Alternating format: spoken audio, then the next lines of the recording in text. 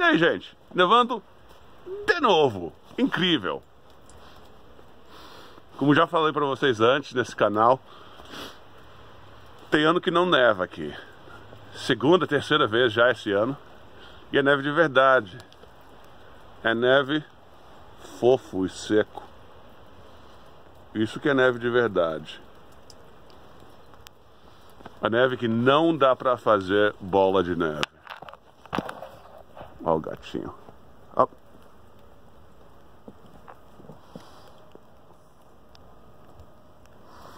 Eles querem sair. Pedem pra sair. Então, o tema de hoje. Já é pedido bastante. Qual a percepção? Acho que não vou nem fazer montagem. Vou incluir tudo isso. Gente. Então. Qual a percepção do Donald Trump pelo povo americano? Qual a percepção do povo americano pelo Donald Trump? Como é que o povo americano percebe o Donald Trump? Tchau.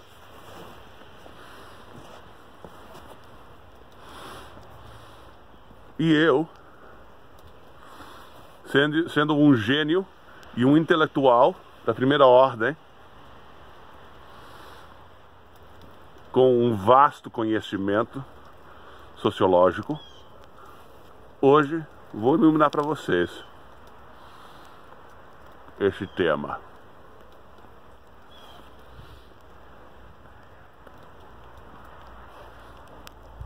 E algumas dessas coisas vão ser coisas que já foram ditas durante alguns lives, né? Não tem como evitar isso. Então, primeiro, eu vou me colocar nesse cenário, tá? Eu não sou muito a favor do Trump. Eu não votei por ele como presidente. Vocês têm que entender uma coisa, que eu sei que a maioria de vocês já sabem que só existem 2 partidos políticos nos Estados Unidos que tenham qualquer relevância, tá? Existem outros partidos. O verde, o libertário, o constitucionalista, o comunista, eles estão por aí, né? Só que nem sequer um deles já carregou um estado, já ganhou um estado, chegou a ser competitivo. Então não tem relevância nenhuma, tá? Já existiram senadores independentes, mas senador federal de um partido que não fosse republicano ou democrata não tem existido desde antes da nossa guerra civil, tá? Então tem apenas 2 partidos de qualquer relevância. Vocês já sabendo isso, o que vocês não têm é o conhecer da realidade, como isso muda tudo, tá? Com somente 2 partidos, tudo tende a centralizar-se, certo? Então nós não temos políticos que sejam personagens, sabe? Às vezes surge um Reagan ou um Roosevelt, mas a tendência é a centralizar. E não se fazem coalições, porque essas coalições de partidos que cooperam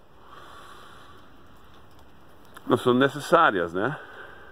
Então, os candidatos acabam centralizando-se, mas aí, claro que tem as alas radicais de cada partido.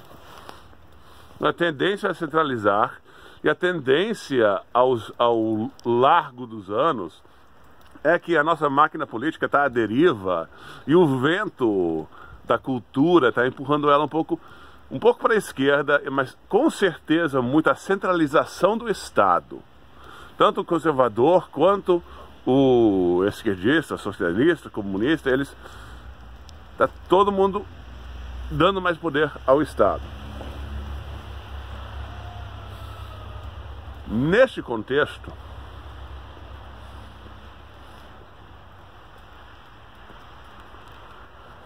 as máquinas políticas dos democratas e dos republicanos sabem que eles têm que convencer pouquíssima gente a votarem eles, porque quase todos os votos que eles vão receber já são garantidos, né?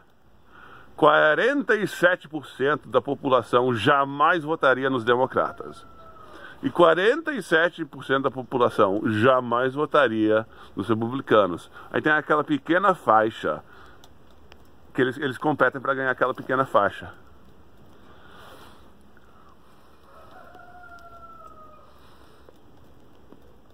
Esse jamais votaria é muito divisivo, né? Mas eu sou assim. Eu jamais votaria em um partido que tem como uma parte chave da sua plataforma política que o aborto seja legal, que o aborto é um direito. Jamais. Então, eu nunca voto democrata, mas isso já é uma diferença pessoal entre mim e a maioria dos votadores americanos. Não que eu seja o único, né? Porque você tende a ter amigos como você, né? Então muitos dos meus amigos muitas vezes não votam a propósito. E existe um movimento que faz essa argumentação que nós temos que não votar ou ir para votar e não votar no presidente, ou seja, nas eleições importantes, votar apenas em coisas para registrar. Eu estive lá, eu votei, se eu aprovaria de lei tal e tal, algo assim, ou votei para o prefeito, mas aí deixei o resto de lado. Para documentar o quanto nós temos um nojo por como a coisa está indo.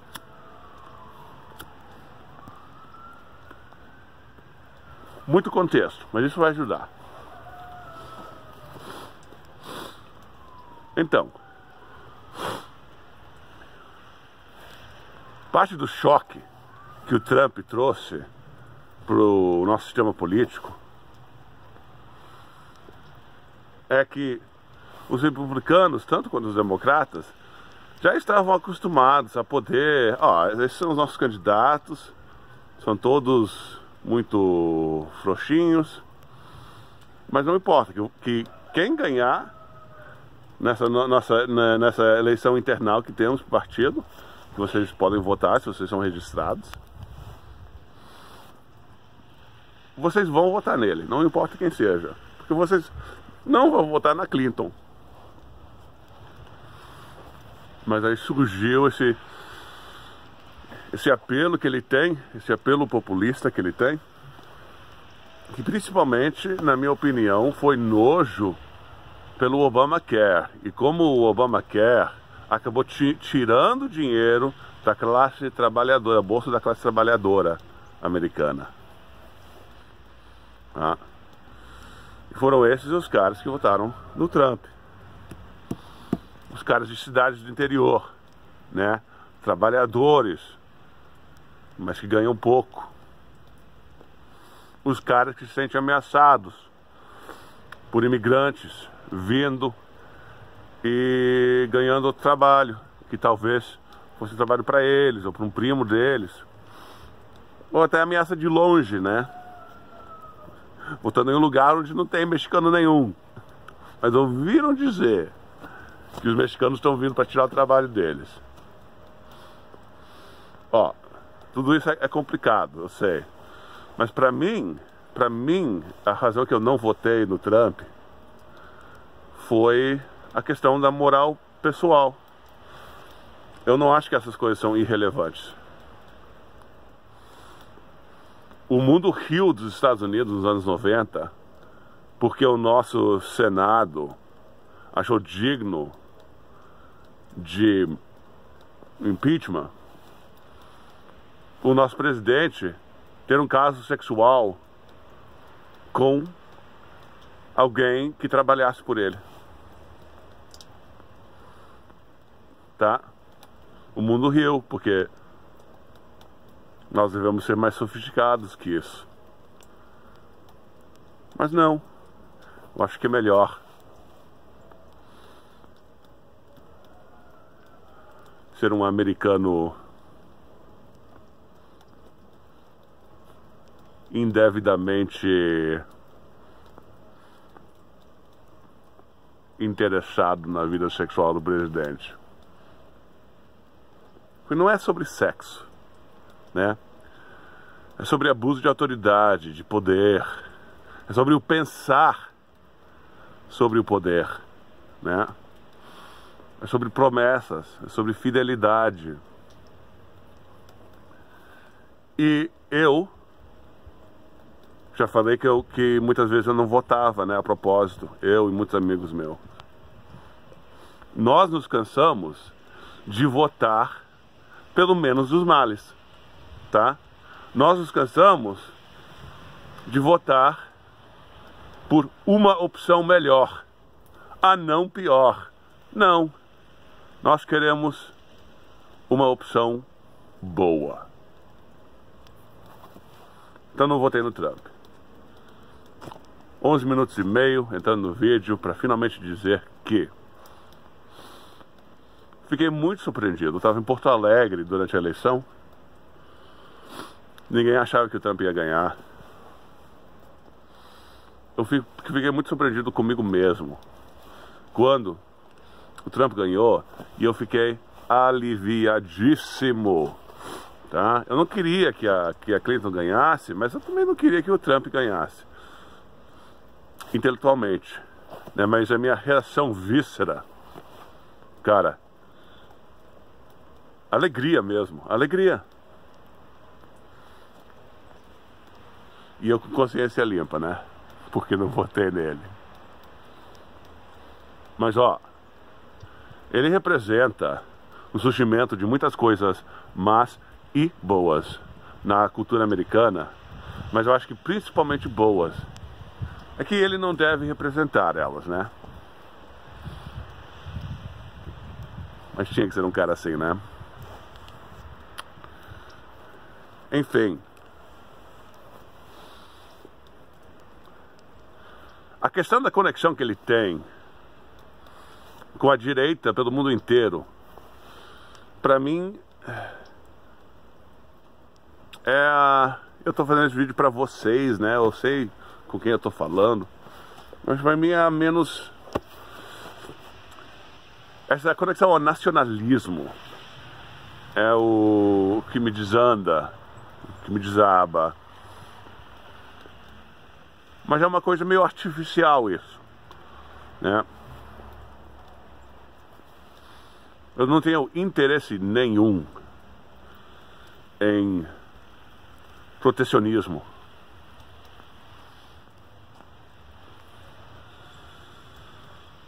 E eu sou muito radical nisso. Eu, por exemplo, creio em fronteiras abertas. Eu acho que a nossa economia será mais forte com portas abertas. Mas não as portas abertas que temos agora, onde fingimos que os caras são legais, né? Onde alguns pagam impostos, outros não. Alguns ganham benefícios estaduais, outros não. Não, não, não. Tudo legal. Tudo em cima da mesa, como diríamos em inglês. E a nossa economia vai só expandir, vai só crescer. Então eu sou muito radical nisso. E pra mim, ó, eu sou anglo-saxão, eu me considero assim culturalmente. A minha genética é muito mista, mas a cultura que eu tive como criança, os livros que eu li, mas pra mim isso não é uma coisa de vida ou morte, né? A única coisa pra mim que é digna de fidelidade eterna dentro do mundo é a igreja. a Igreja de Cristo. Essa é a minha história, esse é o meu povo, essa é a minha família. Claro que eu morro pela minha família agora, os meus netos, os meus bisnetos. E eu peço a Deus que eles sejam sempre fiéis a Ele. Mas se em 1000 anos não existir uma família Swete, se em 1000 anos não existir uma igreja presbiteriana, não importa, realmente não importa. O meu povo estará vivo e próspero, o povo de Cristo. Então, se os Estados Unidos, se viram os Estados Unidos latinos,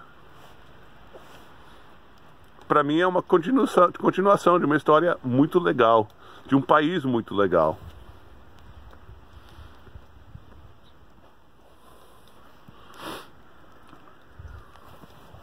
Estou falando muito sobre mim e não muito sobre o povo americano. Então,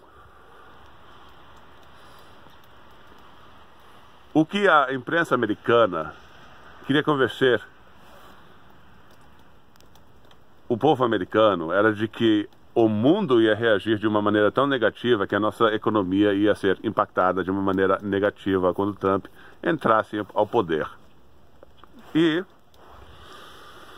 eu sei que também a imprensa mundial e, por conhecimento pessoal, a imprensa brasileira fez o que ela pudesse para manipular as suas audiências da mesma maneira, né? Mas não é o mesmo mundo que era 30 anos atrás. Então, a economia tem ido de sucesso a sucesso, de força a força.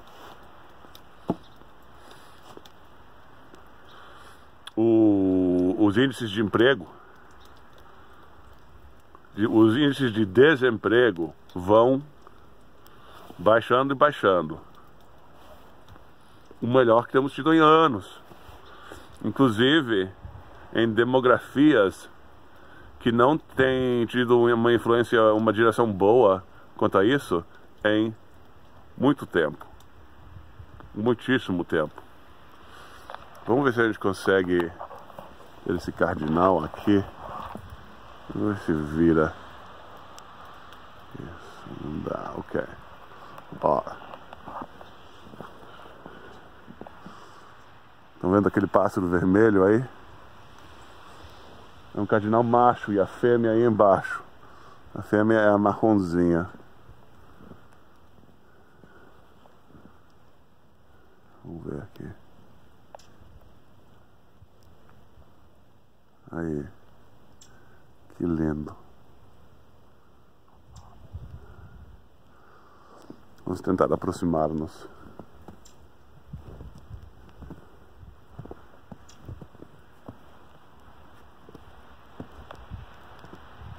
Lindos, né?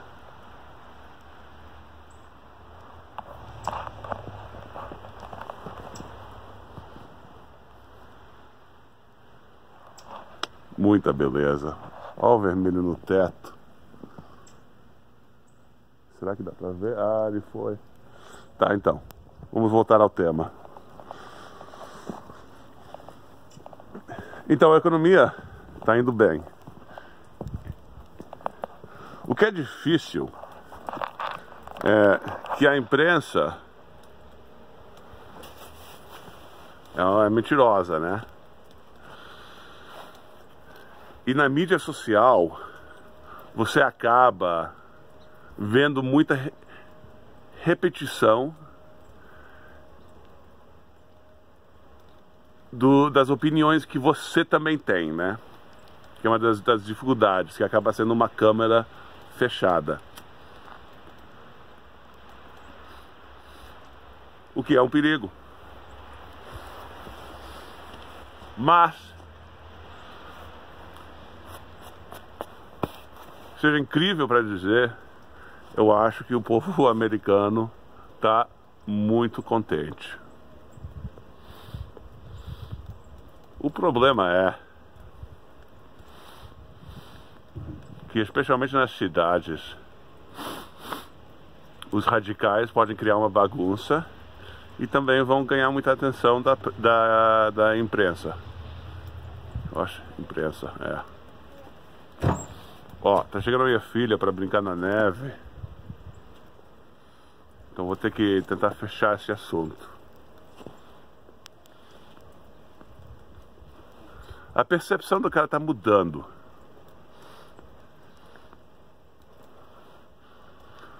A opinião, uma opinião prevalente, até no lado direito, era que ele era um palhaço. Isso está mudando. Os que acham que ele é um malvado mesmo, assim, sinistro, eles ainda acham. Eu acho que ele é um cara imoral, um cara ruim, né? Isso ainda não mudou. Isso não mudou, não vai mudar. O cara é. Mas que ele seja um presidente competente, eu realmente acho que o cara é. Olá, papai. Oi, filha. Como estás? Como estás? Ok. Vamos dar um tchau? Tchau. Tá, então, gente, vocês entendem. Tenho que ir. Muita alegria na neve.